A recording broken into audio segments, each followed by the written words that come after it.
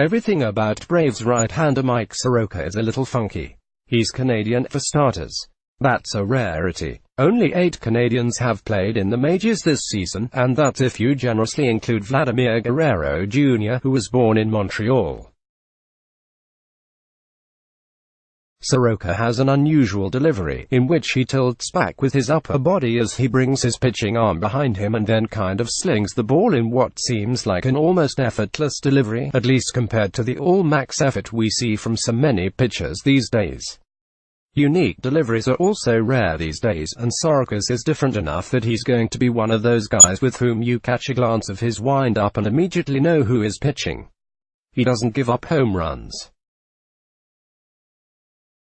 After pitching 7 scoreless innings in the Braves' 4-0 victory over the Cardinals on Wednesday, Soroka has pitched 36 2/3 innings without allowing a home run, and 56 1/3 innings going back to last season. Considering that you can't run to the bathroom without missing 2 home runs these days, well, unless the Marlins are playing, that's a remarkable achievement and a testament to the kind of movement he gets on his sinking fastball and the deception he has in his delivery that minimizes solid contact. He is 21 years old. Soroka has allowed 1 earned run or fewer in all 6 of his starts to begin the season. The only other pitcher 21 or younger to do that in the live ball era since 1920 was another rookie, Fernando Valenzuela, in 1981, when he had 7, 5 of which were shutouts. The Braves had another big highlight Wednesday, as Austin Riley, who has been absolutely scorching the ball in AAA, made his major league and did this in his second at-bat. Welcome to the show at Austin Riley 1308. Riley played only 4 games in left in AAA, but after hitting .360 with 10 home runs in May, the Braves wanted to give him a shot even if he's going to be a little raw in the outfield. Anyway, Soroka's hot start, he is 4-1 with a 0.98 ERA, and the fact that most teams are now around the 40-game mark means it's a good time for a quick snapshot of the first quarter of the season, starting with some of these young kids. Most impressive rookies 1 and 1A, Soroka and Chris Paddock. It's hard to separate these two, but I think they're both future aces if they prove durable. Paddock has the better strikeout rate and throws a little harder, and Soroka gets all those grounders.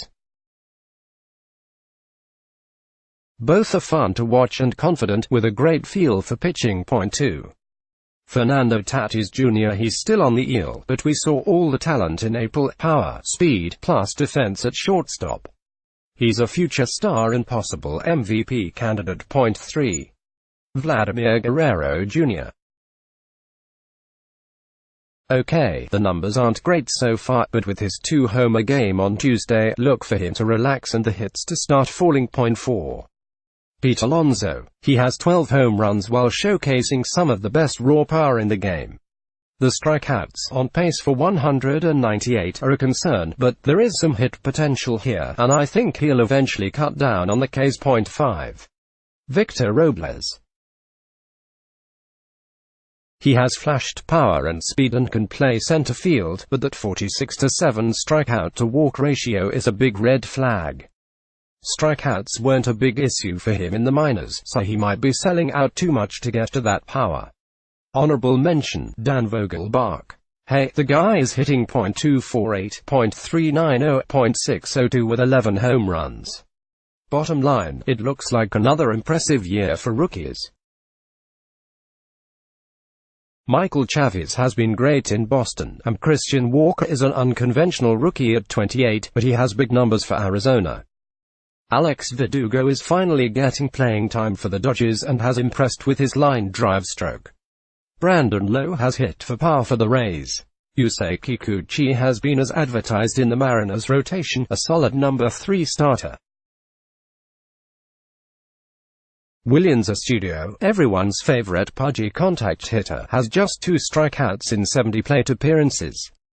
The Bally's home runs are up even more than in the record-setting year of 2017, so the ball has been a popular topic of discussion. 2017 to 1.26 home runs per game, 4.65 runs per game. 2018 to 1.15 home runs per game, 4.45 runs per game. 2019 to 1.29 home runs per game, 4.58 runs per game. David Ross talked about this during Wednesday's ESPN broadcast, and some players he talked with said the ball definitely seems different this year.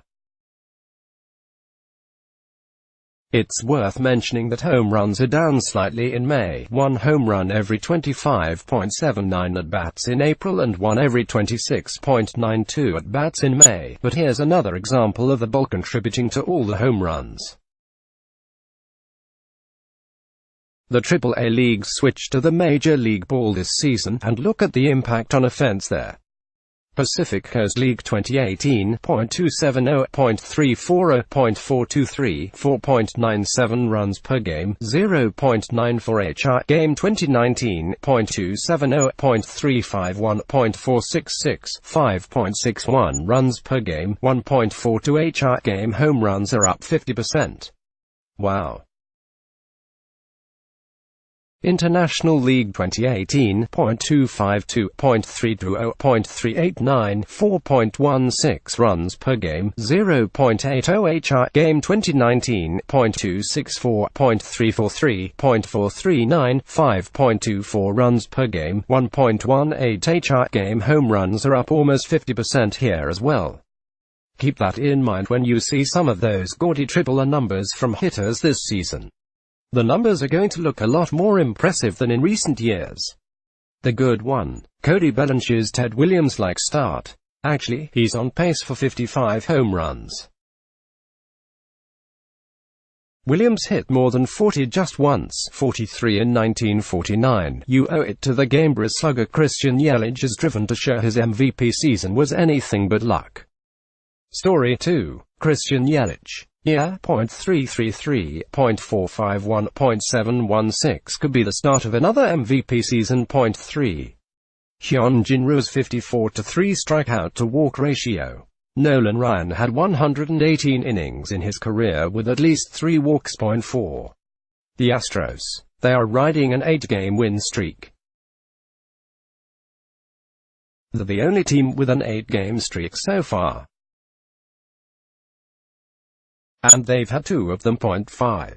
Twins catchers. When behind the plate, Mitch Garver, Jason Castro and Astudillo are hitting a combined .322, .404, .748 with 16 home runs, 38 runs and 37 RBIs. Incredible. The bad one. All those Yankees injuries, yet New York is just a half game back of the Rays. .2. Jose Ramirez. He has finished third in the past 2 AL MVP votes but is off to a .195, .290, .312 start on the heels of a huge slump the final 7 weeks last year. .3. Bryce Harper. He's drawing his walks but hitting .220 with an absurd 57 strikeouts in 42 games, putting him on track for 200-plus whiffs. .4.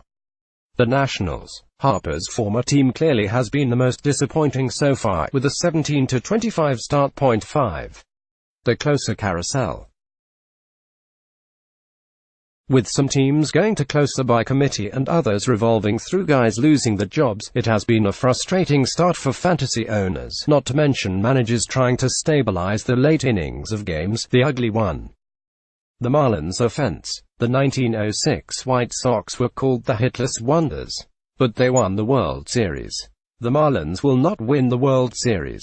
They've scored 2 runs or fewer in 7 straight games after being shut out again Wednesday. They're averaging 2.56 runs per game.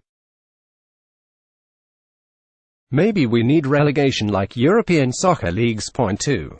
The Orioles pitching. They've allowed 89 home runs in 42 games, a stunning pace of 343 over a full season. That would break the previous record by nearly 100 home runs. .3. The Mariners' defense. What a travesty. They've made 47 errors, 12 more than any other team, and the .972 fielding percentage would be the lowest since the 1981 Mets.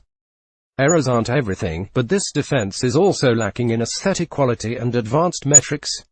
At one point last week, the M's had an infield of Ryan Healy, Tim Beckham, Edwin Encarnacion at second base, and Jay Bruce. 4. Dallas Keuchel and Craig Kimbrell, still unsigned. 5. Tyler O'Neill's throw. Oops. Tyler O'Neill probably didn't mean to throw it there. Pic.twitter.com/lub8zex Sungmin Kim at Sung_Minkum April 16, 2019. Home run robberies are fun. There were 65 last season, the most in the 15 seasons that Sports Info Solutions had tracked robberies.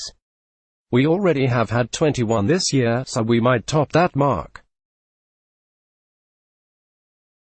Really, this was just an excuse to run Jackie Bradley Jr.'s catch again, and Kevin Pillar's, and Lorenzo Cain's to save the win on opening day, and another one from Cain. Please, can we get this man a Gold Glove this year?